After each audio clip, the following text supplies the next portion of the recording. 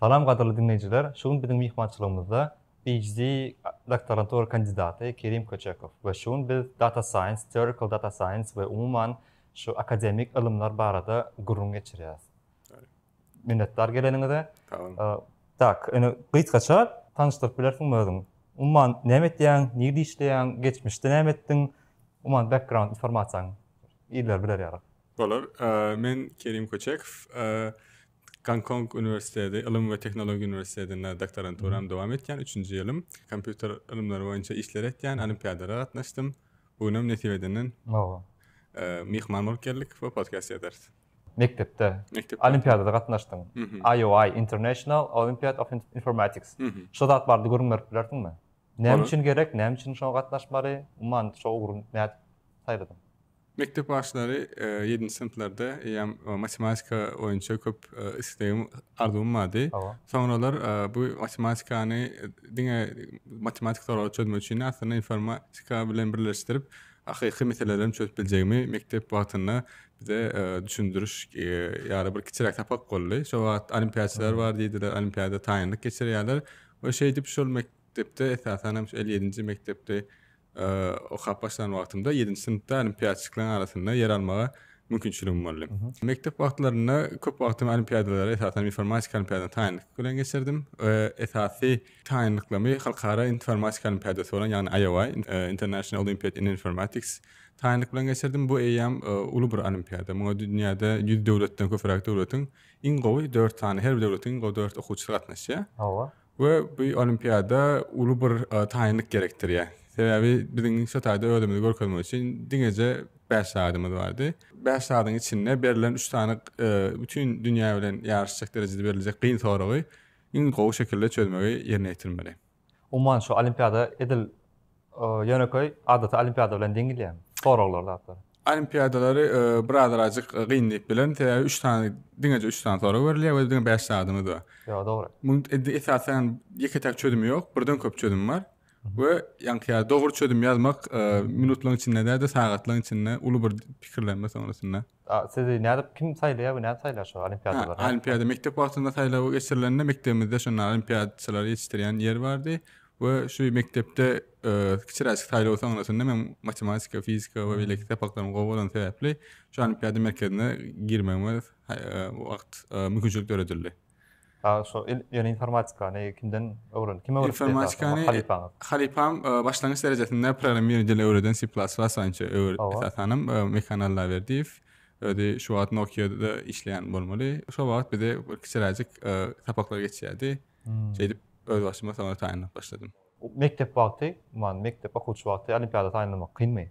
Näçe wagt egilýär? Umman taýinlik görmäge, öwrenmäge şu algoritmler zatlar. Düşünükli. Kämilleşmek uzun wagtlamda alýar. Onun üçin bu diňe ýanky bir proýekt eden ýaly bir gysga wagtlaryň möhletleýän bir işler. Bu diňe bir olimpiyada bolman ýylyň dowamyny bir näçe olimpiyadalara taýinlik görmek üçin elmidama sinala ýazyp durmaly bolýar. Sinalarym gysga wagtda ýanky 5 saat we 5 saatyň içinde Öde araňyzda, öde içinde test bar. Öde aramyzda da bolan ýarşylar bolýar, esasen halkara derejesinde online ýarşylarym bolýar. Bularda da yer alyp, ýanky esasen Codeforce platformasyna köp kontestler ýazmaly.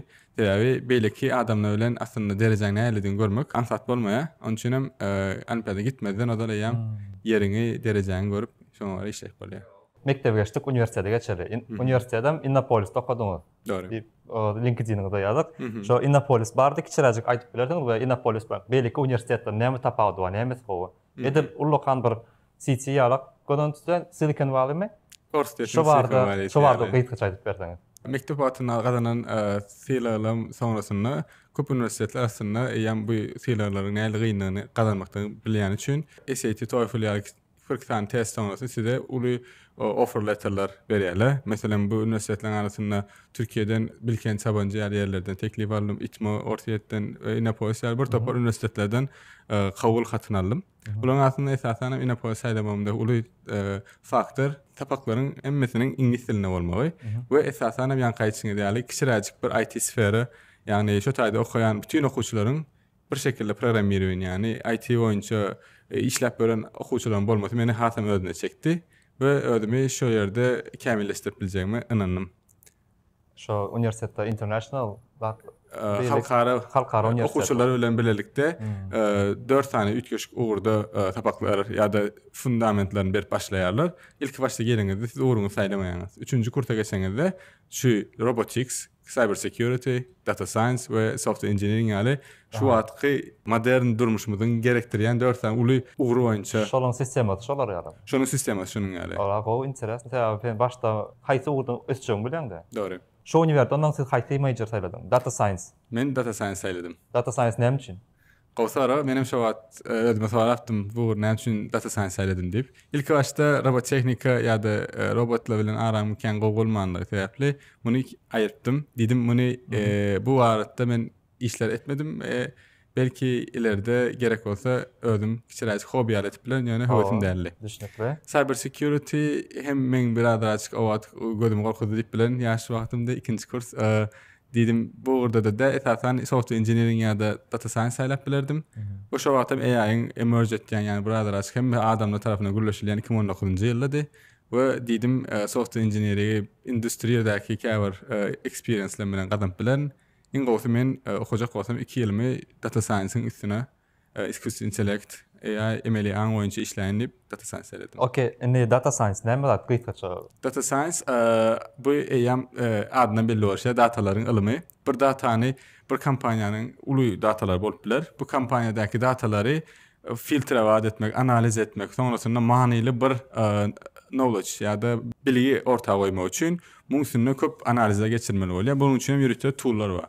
Bular meselem belki şu kellemeyle pandas bolup biler, Python'la ya da belki iskusy intellekt ulanyan durly kitaphanalary bar. Bu kitaphanalar ulanyp data birinji elimizde alan datamyzy analiz etdik, filtre etdik we şodan gerekli informasiýony çekip biljek şekilde statistiki informasiýa ortaga goýmamyz bolsa bu wagtda AI modellerimizi train etip bilersiz. Berde hukman ýa-da AI ulanmak gerekkä. Ýene şu günki günümüzde hatta LLM bilen birlikde özümüz kelle artmam gerekkä. Ýöne öňler şunuň ýaly bir neural network kurup datalary gowy şekilde analiz edip garşylygynda bir manyly informasiýa çykarmaga mümkin data science diýen. Muňa wagtda gyzyklyja bir example benzin ýa-da neft çykypdy. Neftden bir tane meselem şu plasmasy emele getirmek eýen bir data science'in datadur.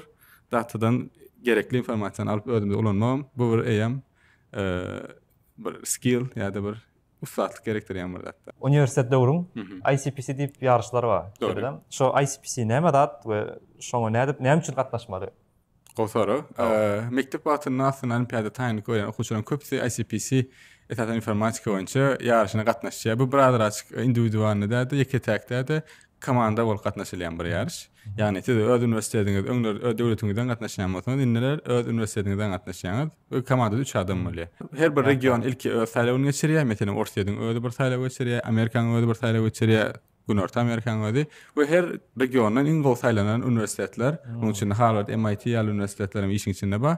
Bütün dünyadaky iň gowy üniversiteti şu ICPC boýunça, ýani informatika olimpiadalaryna taýinlik gowy geçirýän üniversitet, bilimi berýän üniversitet tapjak bolýarlar.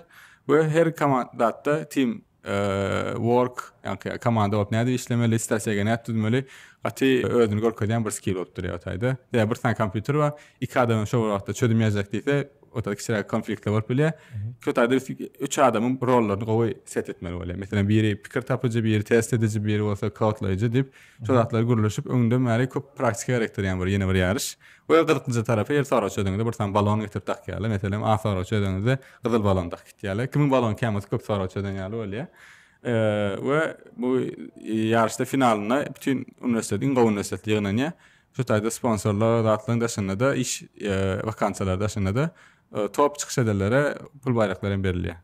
Olimpiadada näme tapawdy bar? Näme täsirler bolup bilýär şoň üçin? Düşündüm. Berde mektep wagtyna olimpiada tapawdy. Esasen berde praktiki käbir meselelerim goýjak bolýarlar. Käbir meselem serwerni dady şu modellaşdyryp bir soru halyna getirip bilýärler. Meselem insany serwerimiz we bula linkler bilen networkman baglanan şu taýda käbir meseleleri ran etmek üçin ýürütde düşündürmüşler meselelerini modellaşdyryp bilýärler. Ýöne bu da esanem çödüp bolýan soralar. Onun üçin berilen sagdyň içinde bu soruň çözümmi akademiyada bolsa tersine orta goýan soralarymyň çözüm bolman biler. Onun üçin akademiýa bilen garşdyrmalar ýene de gyzykly we gyn soralarym bardygyny aýtyp bilen. Innopolis tamamlanan talipler Sonra näme tip bilýärler? Gatgal sonra Innopolis'un bu aratda etdiğin alıp barayan ulu partnershipleri var. Partnerleri ya bilişmede ulu kampanyada banklardan Tinkoff, MTS, Sberbank ya ulu kampanyaları bilen şu taýda Teknopark we ýürüte şäherin kiçijek. Bizden isleýänler Innopolis okuwçylarynyň mektep universiteti okap ýok hale Tomasda stajirovka bu requirement yani hukmany bolup durýar. Stajirovkalary tamamlanandan soň taýin bir ekspert ýetişdirmek üçin bir programa dizayn edilen. Yani 4-nji kurs tamamlanýan aslında size ýam işläpiljek taýin bir razraботчик, ekspert ýa-da AI engineer öz pozisiýonuňa görä ýam işläpiljek kampaniýalaryny siz bilen matchlap bir-biriňi de ýam görkezip bir aradaky araç bolup durýar diýip bilen Innopolis. Yani size ýam gowy ýerde işläp başlap bilýäňiz, gowy aýlyklar alyp bilýäňiz. Doğru. Indi özüň näme taýladyn? Indi. Men özüm tamamlandan sonra Orsetdäki kampaniýalaryň içinden däle Türkiýede ýer alan Morph Capital adynda bir tane trading kampaniýasyna öz stajirovkamy internship etmäge karar berdim. Okuw tamamlandan sonra. Başga okaýan ýerim boldymy? Okaýan PhD aldyň. PhD nerede okudyň? Umman şolaplarda PhD bardy. Näme aýdyp bilersiň? Doktorantura programmasy aslında köpüýmizin bilişmedi ýaly masterdan soň gelýän aslında ilim işleriň köp alyp barylýan bir programmasy. Bir sany uğurda özüňizi çuňlaşdyryp ilim işlerine dowam etýäňiz. Ýani bäze çödýän meselelerini çödüm bolman biler. Köp wagtyňyzy boşa meselem okeanna körek çekýän meýdetýän käwagt balygam tapyp bilersiňiz, käwagt tapmanyny bilersiňiz. Onun üçin soňsuz bir derýa. Bu wagtda bir adras habarly bolmaly bolýar bu programma. Esasen magistraturasyny alyp eýem bu wagtda işlejek uğurny tapan adamlar üçin gowy bir iş dip pikirlenýän. Ýöne men öz ssenariýamda, öz durmuşymda eýem magistratura däligen bakalavradan soňra doktorantura başlap biljegimi şeýle birin o mümkinçiligiň badany öz suwat supervisorym gurrun berdi. Ýöne biraz uzynmalar diýdi. Ýöne seniň öwrenip biljegiňe inanýan diýip şoda da meni birazjyk itergi berenim. Kim itergi berdi o? Kim? Professorum Amir Gohaşady. Ol şu wagt Gangkong Üniversitetinden Oxford Üniversitetine geçti. Özi şol ýerde 2 ýyl, 3 ýyl bäri işledi. Men şo döwrüň başlangyjynda onuň bilen tanışma mümkinçiligini emele tapdym. Biz ikimiz näde tanışdyk? Soragy gelse Codeforce platformada köp bloglar bolýar. Şo ýerde okuwçylar, professorlar, ilmi adamlar öz pikirlerini, öz mümkinçiliklerini paýlaşýarlar. Şo ýerde men stajirovka ýaly gysgaça möhletli bir programma ilmi şart boljak research position görüpdim.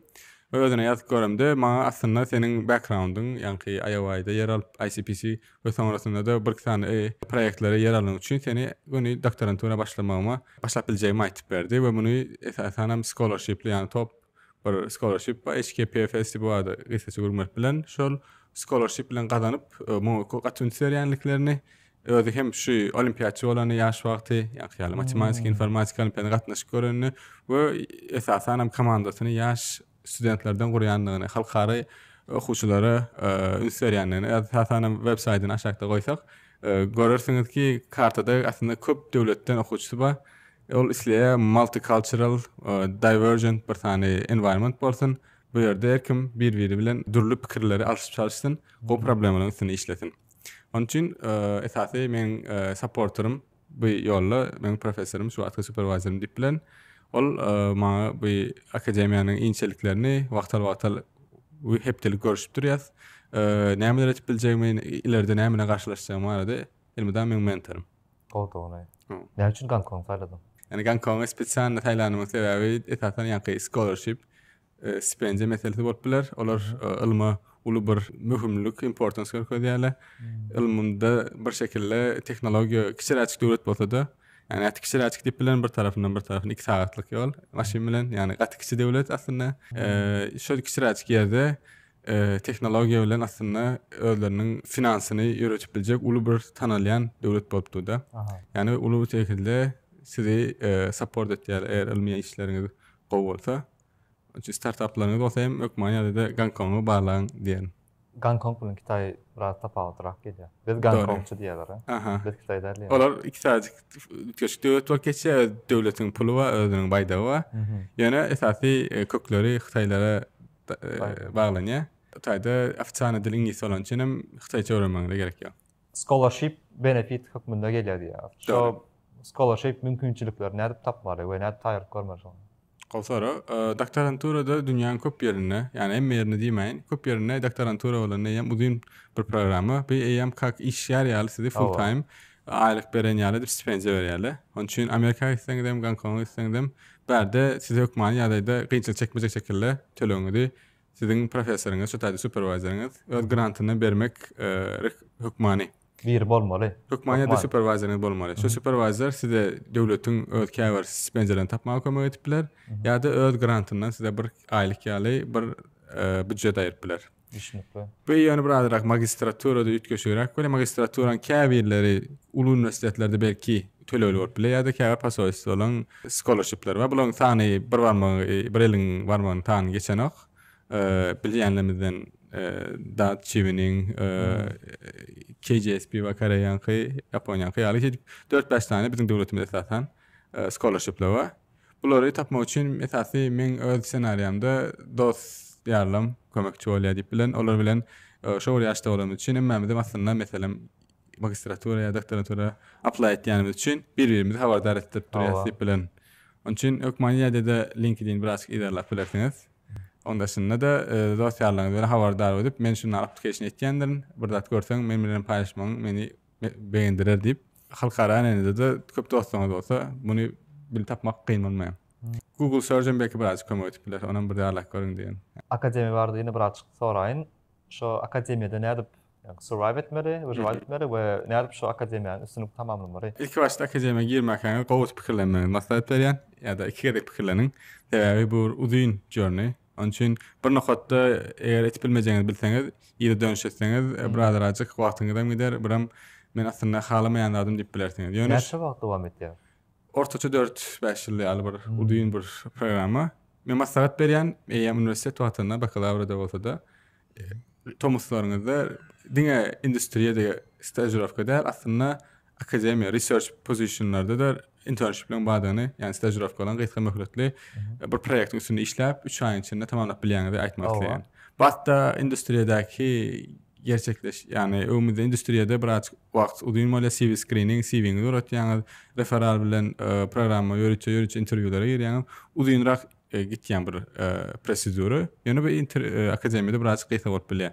Esasanam şu professoryň siz halasa, ondan sonra sizin şu mümkinçiligi gitmeňiz, ýa-ni viza diýdi, finansiýa meselelerini antatlyk çözülüp bilýär. Sebäbi professorlaryň grantlary bar we grantlar bilen şunuň ýaly ýörüte Tomsda geljek etat Tomsda bolýar.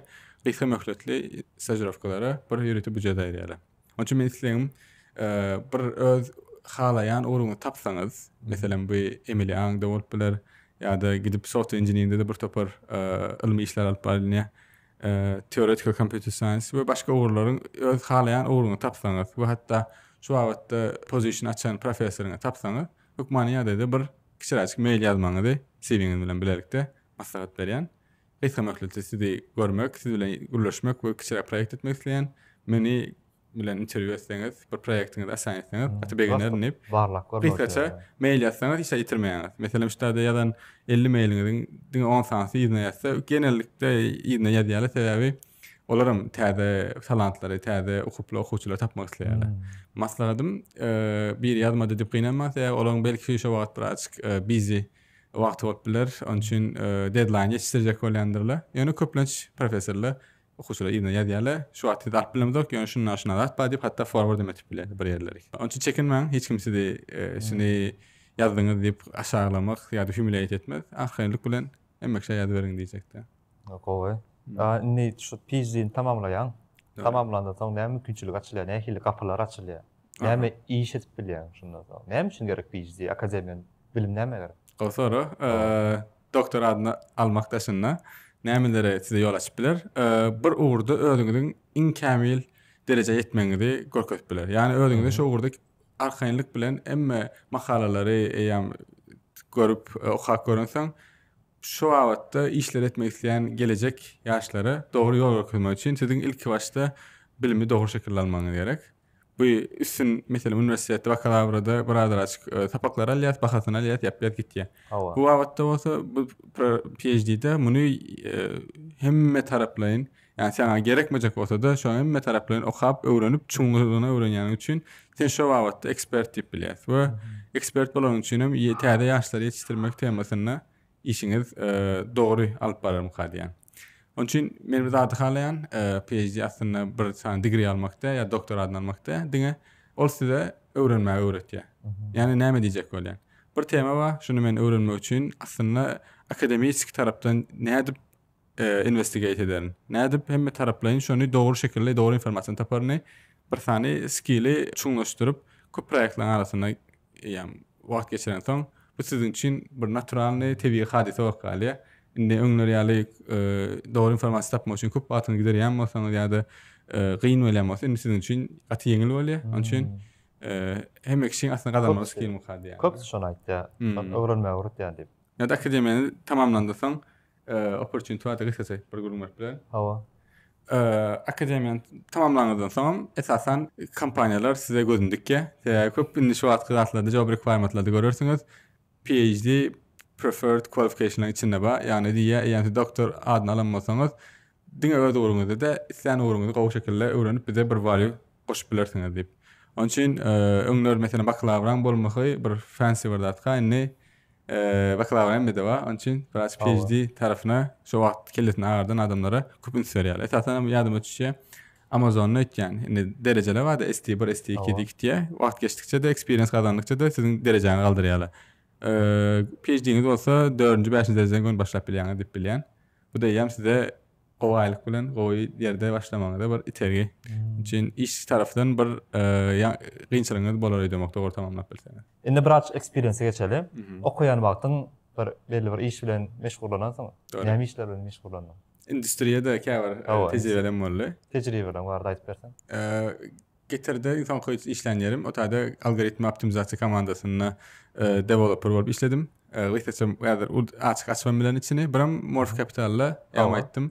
Ne post diýenamsoň 3 aýlygyna gysga möhletleýin quantitative researcher. Şo ýerde insan koyucu getirdi meselem aýtyp bersem, bir tane esasy olan maksady getirip aýdyk food delivery. Yani naharlary A nokudan B nokudan daşamak. Nahara molplar, grocery molplar.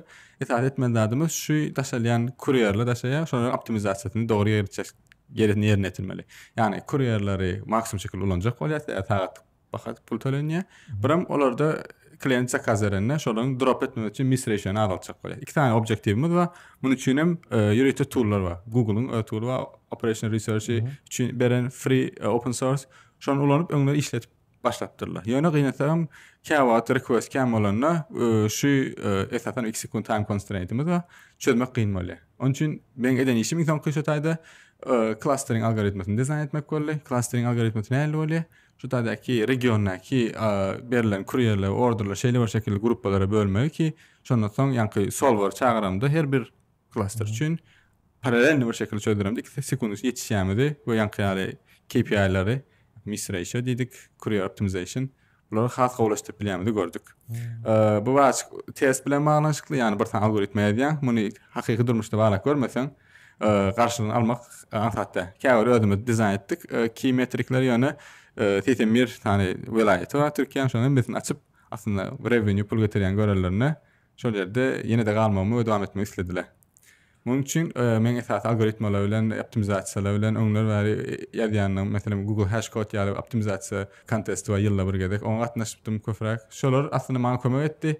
Bir praktik düşündürmüşdik meseleni nädip gowy şekilde ýerine ýetirip bolar. Biram ýa-ni quantitative researcher, Morph Capital'la ol birazajyk trading firmasy, birazajyk ýa-ni iş okudan täze çykan biriň kim bir experience'm ýok. Maňa şonda startup ýaly bir ýer teklif etdi, isläňdi etip bilersiň.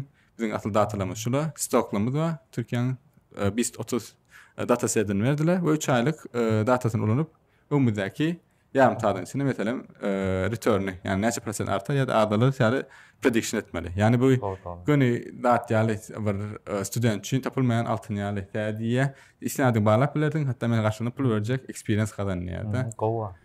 Go boost bolýar. Bağlap bolýar bilýän datlaryny. Esasen matematik modeller işin içinde işlepdi. Maňa diýdi, sen data science diýeniň ýakynyna birazrak iskusiýa intellekt aran bardyr.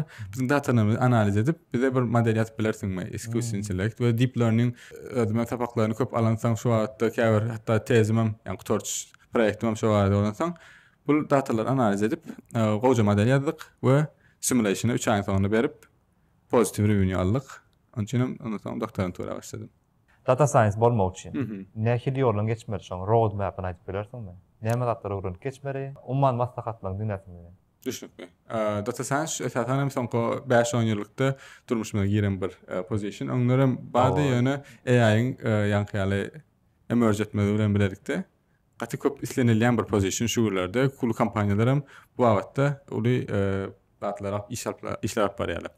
Data science näme üçin almaly? Meselem kiçiräjik website ýa-da belki e-commerce etýän kompaniýalaryň aslında data science gerekliliği var. Tedavi öz generate edip duran, çıkıp duran dataları analiz edip aslında müşterilerinin ne meslep bileceğini bir koyu informasiya ellerine gelmeyi. Bu hatta verilen klasik bir example vardır. Markette gidipdir, data science bütün dataları alışveriş edilen atları analiz edipdir. Deyipdir, kol alayan, chips alayan, ikisi birlikte alayalar. Onu ne için biz şulan raflarını birlikte koymalı. Şo ýerde dursun, hem aksada web bolar. Yani diýen zady şu datalar bar, akypdy datalar, şunu alıp meselem ýankaýçymy diýäli, nevitdi önümü we şu nevitden plasmasyny şuna işläp duran bir produkty nätip almaly. Gyzykly altyn değerine bir informasiýany tapyjagym data science diýär. We bizim döwletimizde de firmalardan uly ýa-da bilýär, belet meselem köp kinolary garşymyza goýýar we şu kinolaryň aslında adama spesialny haýsy kinona goýup biljeğini rekomendasiýa berýän bir tane sistemany, recommendation system dizayn etmeli. We muny üçin hökmen data science bu işler alp barýan adam gerek we şu datalary dogry şekilde analiz etmek gerek. Dataýy merdin ba? Hökmen belli bir firma bir data science haýar etmeli. Hökmen ýerde. Theoretical computer science näme?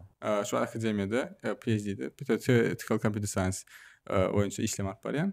Bu birazcık bakalavryda işlediğin işlemden tapawutlukda, ulu bir tapawutluk bar. Täbi praktiskide birazcık teorik galya işler. Ýöne häzir hem ulu bir ýer bar diýip bilen. Iň bilýänlerimizden meselem 1980-de bir raket uçanyna 10 mäskün soňra ýaryldy. Näme üçin? Täbi öz kodynyň analizyny edenlerine bir ýerde integer overflow bar eken. Yani bu näme demek bolýar? Aslında şu kody test eden bolsa, dogry şekilde bir tester işini dogry eden bolsa, şu wagt şu $300 milyon proyekt musara gitmedi deyip bilersin. Ve yani şu an tereddüt gündelik durmuşumda önküler ýaly, önkü döwürler ýaly kiçik kodlar yok. Hatta Google'ın bazısyny tereddütsen milyonlar setlik kod bar. Muny näçe tester alsaňyz siz test edip bilmeýäňiz. Onun üçin etat etip bojaklar näme? Ýazylan kody analiz etýän kod ýazmak.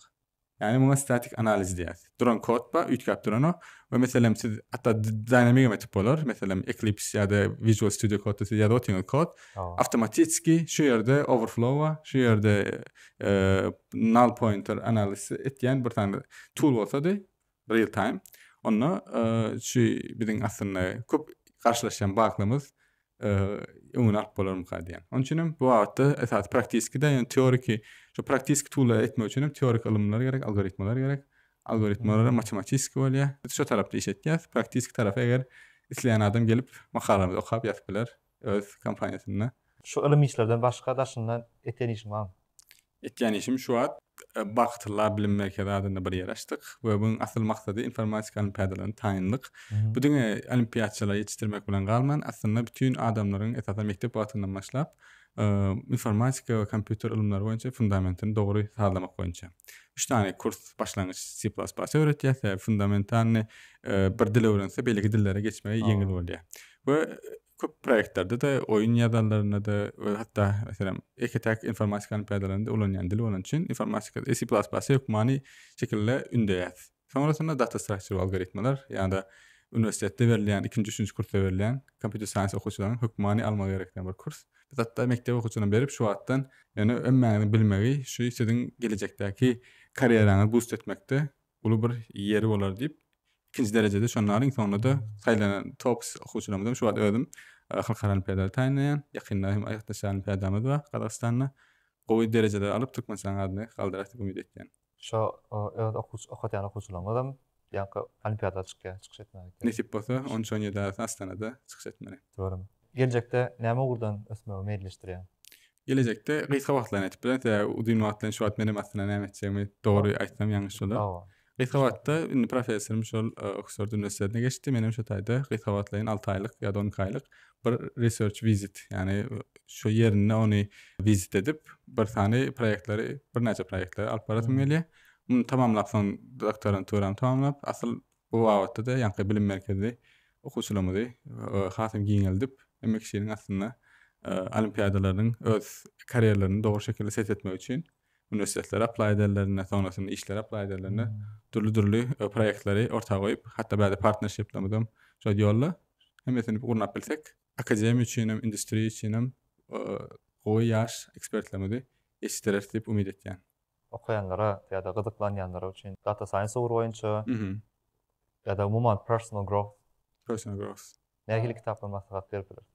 Data science oruna men maslahat berýän Andrew Ng Coursera'da käbir fundamental kurslar bar. Bu meni özümen başlamda gobus etdi. Ian Goodfellow'un diplom numaralı kitabı var. Python dilini öwrenmekleri data science üçin hökmany bolup durýar. Onun üçin bir näçe crash kurslar bar. Almanyny maslahat berýän. Ýok C++ diýse, onda Big C++ bolup biler. Kitap bizim kurs merkezimizde şonu şu wagtlykça okutýas. Handbook of Competitive Programming eran PhD levelda. Ýa-da personal growth'um men biografiýa okumagy görýän. Özüm esasen Alan Turing kinolaşdyrylan Beautiful Mind kinoty, ýani kitapda. Kitap edibem Elon Musk'ın öz barada biografiýasy görýän. Soňlugyna ruhlandyrýan bir motivasiýa setirlen sözleň barmy? Motam, diňe bilim merkezinde motasy. Ýagty gelecek üçin zähmet çekmeli. Super. Köp sag bol geleniňe, şunlar maslahatlaryňa, öz ýoluň bar diýip beren experience şeýer etdiň. İllerde gyzykly bolar diýip umyt etýän. Şoň üçin okuw dowam edin, okumaga mümkinçilikler öğrenken görüşüňiz ýarak. Olaň peýdasam uly, ägir doly. Sosial mediadan şu videonu ýytyrlap bilersiňiz, baktylarny ýytyrlap bilersiňiz we dostlaryňyzdan paýlaşyp bilersiňiz. Indiki görüşýänçe sag bolun.